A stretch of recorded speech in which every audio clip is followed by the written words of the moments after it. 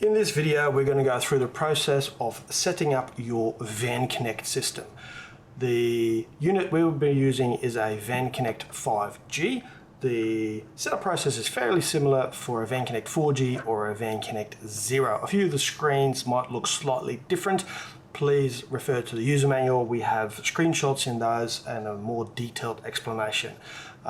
As you're setting up your unit, feel free to pause the video, do the steps that I'm showing you, and then unpause for the next steps. The first thing that we're going to be doing is we're behind the computer. We're going to connect to the correct Wi-Fi network. So we've turned the VanConnect on. It's a VanConnect 5G system. On the back of the unit and also on the back of the packaging box, there is a label with the Wi-Fi names. So we know this one, that is the name of our system. At the moment it is open, it is unsecured, so anyone can log into it, and we are going to connect to that Wi-Fi network. Once we are connected to the Wi-Fi network, you can do this on a PC, on a tablet, or even on your phone. Once we're connected, open up a web browser. I've got Google Chrome here, but you can also use Internet Explorer. And we're going to navigate to a web page, which is 192.168.1.1. This page is the actual setup page for the VanConnect system. I recommend bookmarking this page because if you want to make any changes to the configuration later on, you would navigate to the same page, or if you want to check the status of the system. Once you've navigated to the page, you go to your authorization page first. The default password here is admin. So we type in admin and then log in to the unit. The first page that opens up is the overview page. As you can see, I'm connected to a VanConnect 5G. It tells me the firmware version of the unit, these last digits here. They specify the version. We do release occasionally on the website updates to the firmware, and you can see if you're on the latest firmware version or if there's an update available for you. The next section, of course, this applies for the 4G and the 5G. This doesn't apply to the 0, is the /5G module. And if we are connected already to the internet, what you'll see here is a SIM. If the SIM card is ready, that means that the SIM card is in the unit and the unit is reading the SIM card. ISP is your internet service provider, so I have a Telstra SIM card in this unit. Network mode, I will get into the details there, it's set to auto. APN, which is something that we will set, and a signal strength as well as GPS coordinates. This is only for the 5G unit. If you click on this, it'll open up another web page for you and it will show you your location on a map.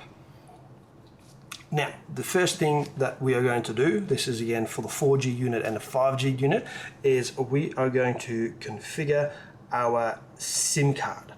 To configure the SIM card, we navigate to Network, open up the Network menu, and go to Interfaces. On the Interfaces page, this is the 4G interface, and we're going to edit the 4G interface.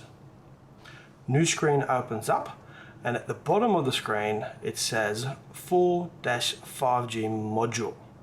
We are going to select that, and that allows us to then type in an APN. APN is the access point name, and that's specific to the provider that you're using, or the SIM card that you're using. For Telstra, the APN is telstra.wap, W-A-P. If you're not using a Telstra card, if you're using an Optus card or a third-party card, please refer to our manual as we have the correct APNs listed for your provider. After you've typed in your APN, we hit save.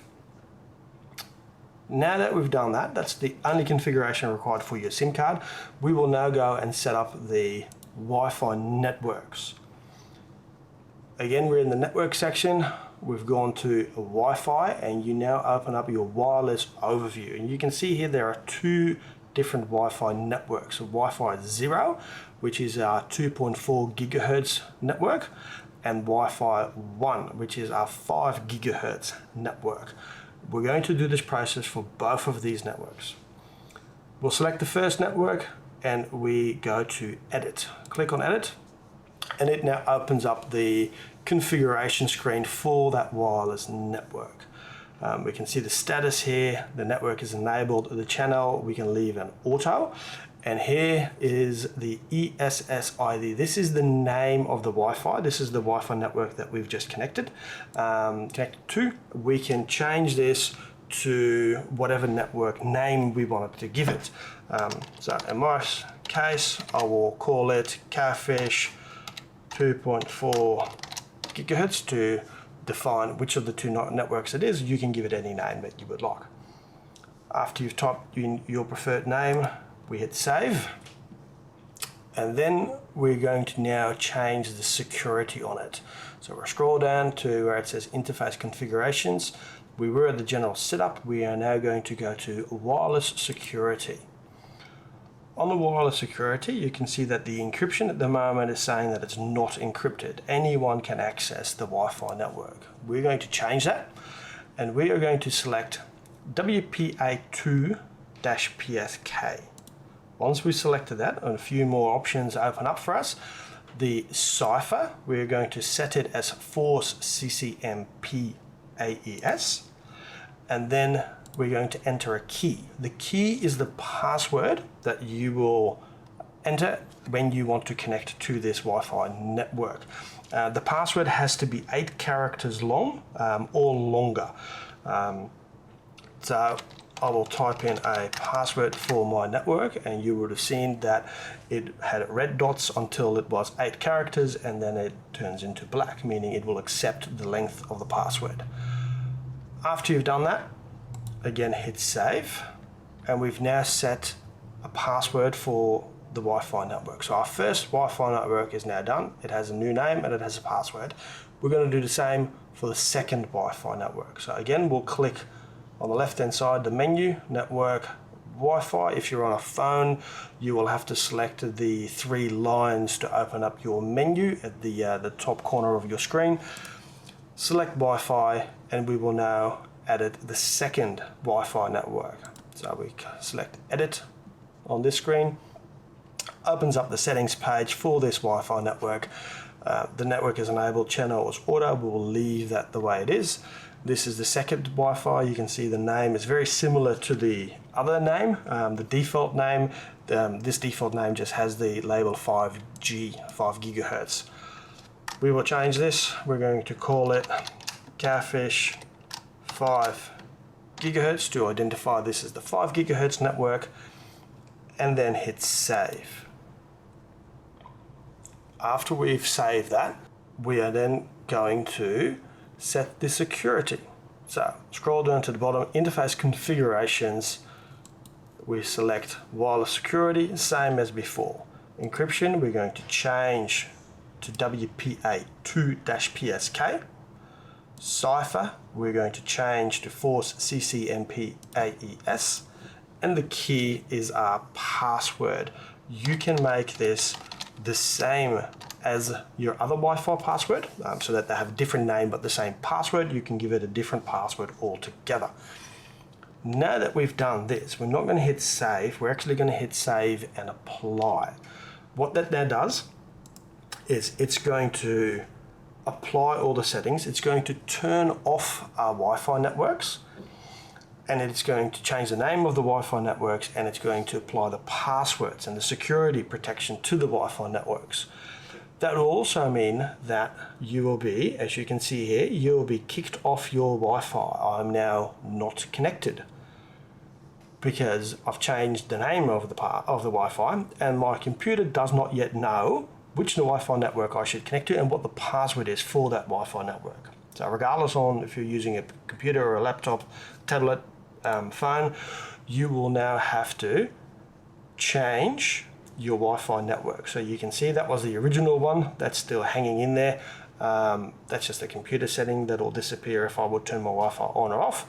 And we now have the new Wi-Fi network, which is the Catfish 2.4 gigahertz or the Catfish 5 gigahertz. It will now ask you for a security key, which is the password that we've just set for the unit. Type that in, click next. Do you want your PC discoverable? You can select yes, because your Wi-Fi is now secure. We are now connected to it, and we can now reload our page. And we'll go to the overview. What can happen is, depending on the browser that you're using, you will either be allowed to refresh the page and continue on with the setups, or you will be redirected to the login page where you just type in the default password for the unit, which is admin. We can now also change the password for the unit itself if you would like to do so. You don't have to do this because your your Wi-Fi is already protected, so other people can't log in and use your internet, your Wi-Fi network. But if you wanted to put an extra layer of security on, you can now put in a password for the VanConnect itself, an administrator password. To do that, we're going to open up the Systems menu, and we will select Administration. In Administration, router password, this is where we can change the default password from admin to any password of your choosing. So you can type that in here, confirm it by typing the same password in again, and then at the bottom, save and apply. The same will happen, it will kick you off the Wi-Fi as it's applying these new settings, and then you can reconnect to the Wi-Fi and log in again using your new password for the router. Some other items that I would like to show you is the firmware and a backup of your settings. If for some reason you've made some changes and you've accidentally made an incorrect change, or if for some reason the unit is not responding as it should, we can reset all of our settings and go back to the default settings. To do that, still in the Systems menu, we go to Backup / Firmware, and here we can perform a reset. If we select Perform Reset, it'll ask us to verify that, and then it will wipe all of our settings and apply the default settings again, and then we can go through the same process of setting our Wi-Fi names, our Wi-Fi passwords, and configuring our SIM card.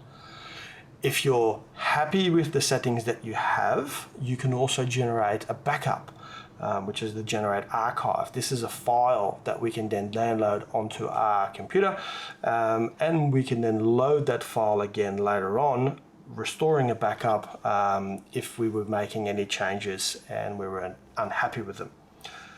On the same page, if we release a new firmware version, you can also flash a new firmware by downloading it off our website and then loading the image.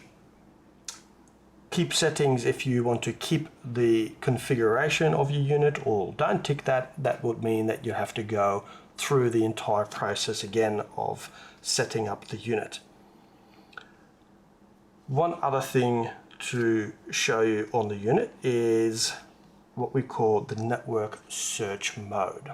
So if we go back to the overview page where we log into, you can see that our network mode is at the moment set to automatic, and we are connected to the Telstra 5G network with 32% signal strength.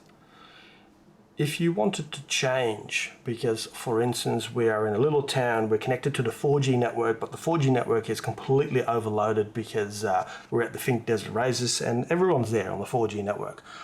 What you can do is go to the network menu item and then select network search mode.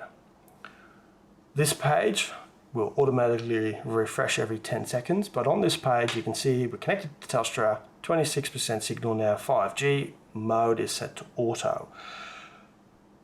I can select from the drop down box 3G only, 4G only, 5G. This is non-standalone or standalone. If you're on Telstra, it's a non-standalone network, the 5G network. But on this page we can select that we want to be connected to the 5G network only. Select 5G, hit save and apply. The unit will then disconnect from whatever network we're on and reconnect only to 3G networks, which could be, like I said, favorable if the 4G network or the 5G network is completely overloaded and unresponsive. You would, however, when you leave this location and go to your next campground, change this back to auto. The last thing I would like to show is remote management. This is an advanced feature that should only be used for more advanced users. If you wanted to manage your VanConnect remotely, or if you wanted to be able to log into your VanConnect remotely so you can see the GPS locations of it, you would go to Services and then Cloud Service. Select that here. Your cloud service is a cloud logon where you can give it a specific ID. It has a default cloud login, but you can call this a Catfish remote login, or what other name you would like it to have. Enable the service and then save and apply. It will then go in the background through the configuration, and eventually it will come up that it is connected, and it will give you a web address, a link. This link you can save, and you can then use any computer that is connected to the Wi-Fi. And as long as the VanConnect is connected to the Wi-Fi, you can log in to this VanConnect. So here is the link. If you would click on this, you would open up a new browser with, again, the configuration page for your VanConnect. I only advise this for advanced users, and you need to make sure that you've changed your default password for the VanConnect. Otherwise, other people can log in with the simple admin password and make changes.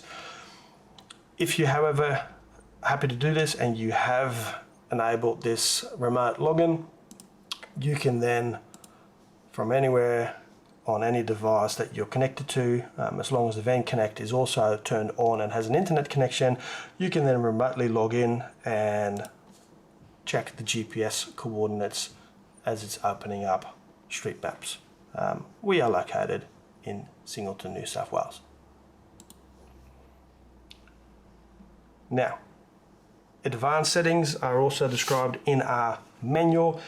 Should you have any questions as you're setting up the unit or any problems, please head over to our website to download the manual at catfish.com.au, or feel free to